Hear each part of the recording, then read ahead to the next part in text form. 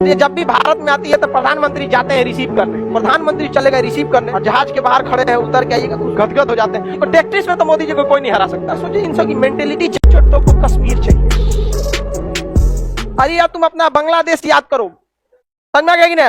हम लोग तो ऐसे यूट्यूब पर कभी कभी ना एक मीटिंग, मतलब हम लोग चाहें तो किसी दूसरे से हम लोग बात कर लेते हैं, इजी हो जाता है। तो हम एक बार सोचिए इन सब की मेंटेलिटी चेक करते हैं कि कैसा है मेंटेलिटी। तो कह रहा था खान सर आप कुछ भी कहो लेकिन हम कश्मीर लेके रहेंगे।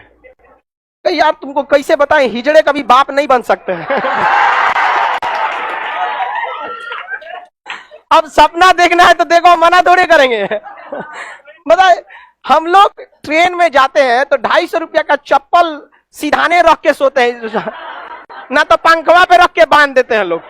और जब जब आंख खुलता है सबसे पहले चप्पल। क्या बाप यार, भारत वाले 250 का चप्पल नहीं छोड़ सकते, कश्मीर छोड़ेंगे? बात करता है आप। अजीब हाल है आप। इन लोगों को कश्मीर चाहिए। बात जब भी ये कश्मीर की बोलते हैं, उन्हें कहो तुम्हारा जो बांग्लादेश था कम से कम उसे तो संभाल लेते, अपना घर संभालिए नहीं रहा, दुनिया में राज करेंगे। यहाँ पे हमारे पास फौज है। देखिए हम हमेशा कहते हैं कि पाकिस्तान में 90% लोगों को लगता है कि वो भारत से लड़ाई करके जीत जाएंगे और 10% ही लोगों को लगता है कि वो हार जाएंगे, और वो 10% वहां की फौज है।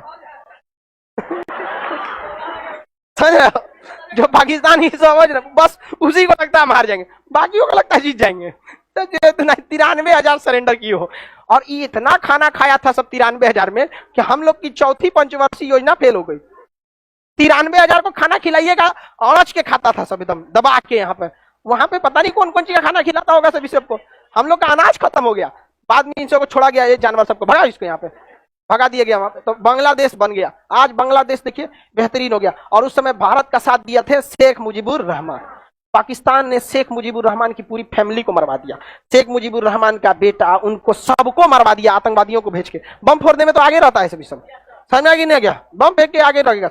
उनकी एक बेटी थी जो इंग्लैंड में पढ़ रही थी, वही बच गई थी, बाकी सबको मरवा दिया था। शेख हसीना अब वहां की क्या है, प्रधानमंत्री।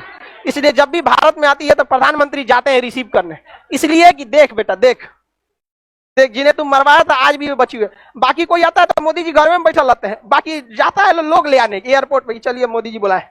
और शेख हसीना या कोई जरूरी व्यक्ति आता है तो ये एक बेहतरीन टैक्टिस होता है, किसी को मतलब छोटे देश के राष्ट्रपति को इज्जत दे दीजिएगा, बहुत खुश होगा। अब प्रधानमंत्री चले गए रिसीव करने और जहाज के बाहर खड़े हैं, उतर के आइएगा तो उसको एकदम गदगद हो जाते हैं। वहां के लोग जब देखते होंगे तो कितना खुश। अब जैसे हमारे प्रधानमंत्री मनमोहन सिंह थे या मोदी जी अभी हैं, अगर कहीं जाते थे उनकी इज्जत होती थी तो हम लोग भी खुश होते हैं। अब भाई उनकी बेइज्जती हो जाएगा तो हम लोग नहीं गरिया देंगे। इस समय मोदी जी को टेक्टिस में तो मोदी जी को कोई नहीं हरा सकता है। टेक्टिस में तो एक नंबर आ गए हैं। शेख हसीना खूब बढ़िया से मानते हैं, अच्छा भी होना चाहिए। अपना पड़ोसी आप नहीं बदल सकते, समझ में आ गई ना क्या? नहीं तो बदलने का ऑप्शन रहता है सबसे पहले इसी को बदल देते।